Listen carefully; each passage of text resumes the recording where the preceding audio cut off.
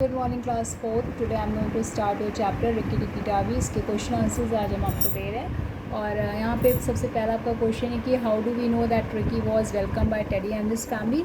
तो इसका आपका जो आंसर है वो we know that Rikki was welcome by Teddy and his family because they took good care of him. Because हमें इससे पता चलता है क्योंकि वो टेडी और इसके फैमिली वाले उसका बहुत ध्यान रखते थे। तो इससे हमें पता चलता है कि वो बहुत ज़्यादा वेलकम्ड हुआ था, उसको बहुत स्वागत मिला था उस परिवार में। और अब आपका सेकंड क्वेश्चन है कि he was a restless companion who has been described as a restless companion and why. तो इसका आपका जो आंसर है Rikki Tikki was described as a restless companion as he had to get up and attend to every noise and find out what needed. और क्योंकि Ricky Tikki TAVI को एक तरीके से आप रेस्टलेस कंपेनियन इसको यहाँ पे डिस्क्राइब किया गया है। रेस्टलेस कंपेनियन वो होते हैं जो एक बेचैन प्राणी होते हैं और उनको हर चीज़ जानने की इच्छा होती है। जैसे यहाँ पे मंगूज़ जो था, यहाँ पे जो रिक्की टिक्की टावी जो था, जो वो एक मंगूज़ हम नेवले को बोलते हैं, जो रिक्की टिक्की टावी था उसको हर एक शोर पे जानने की इच्छा होती थी कि ये शोर कहाँ से आ रहा है और इसको किसने किया है। तो वो इस चीज़ के लिए वो बहुत ही रेस्टलेस था।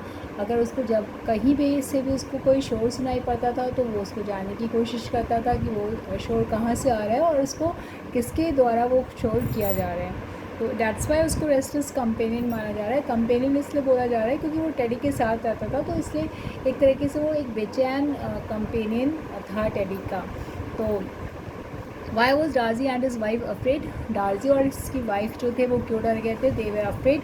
वो इसलिए डर गए थे because Nag ate one of their babies who fell out of the nest. क्योंकि नाग ने उनके एक बेबी को खा लिया था जो कि घोंसले से नीचे गिर गया था, तो उसको नाग ने खा लिया था। दैट्स वाई मतलब जो दे वर अफ्रेड, और इसलिए वो डर गए थे।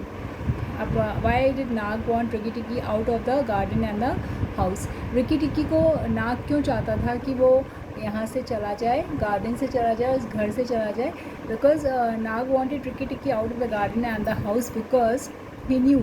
और वो क्योंकि वो जानता था कि जो मंगूज़ होते हैं उनका मंगूज़ का जो बिज़नेस होता है उनका ये होता है कि वो उससे किसी भी सांप से फाइट करें और उनको खा लें।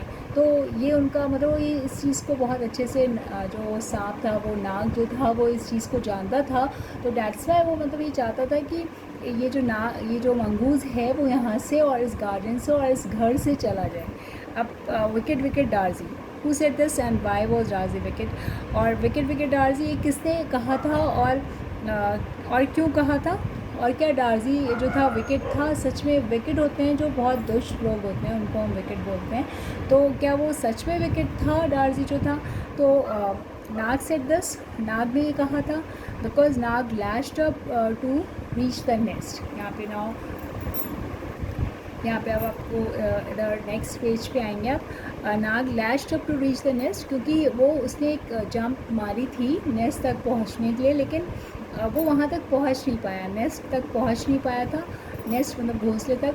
तो इस वजह से उसने उसको विकेट बोला था। इसने कहा था डार्जी बहुत विकेट है, लेकिन डार्जी विकेट नहीं था बिकॉज उसका सिर्फ वो ये चाहता था कि अपने बच्चों को वो बचाए।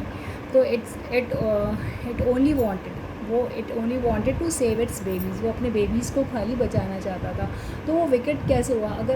अगर हम या आप या कोई भी एनिमल है या कोई भी कोई भी पर्सन है जो अपने बेबीज़ को अगर सेव करता है तो वो कहाँ से गलत होगा? तो इसलिए या कोई दुष्ट नहीं माना जाएगा। वो अपने बेबी को सेव करना हर एक पेरेंट्स की जिम्मेदारी है और हर एक पेरेंट्स की अपनी यू कैन से कि एक इम्पॉर्टेंट चीज़ है जिसको आप सबसे पहले आप उसको प्रेफरेंस देते हैं।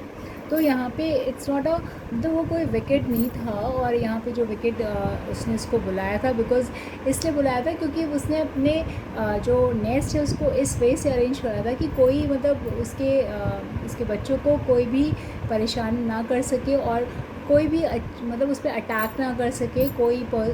कोई भी ऐसे जो जैसे नाग ने अटैक करा था, इसलिए उसने हर उस रीच से उसको अलग हटके बनाया था जो कि उसके बच्चों को कुछ भी आगे परेशानी मिले।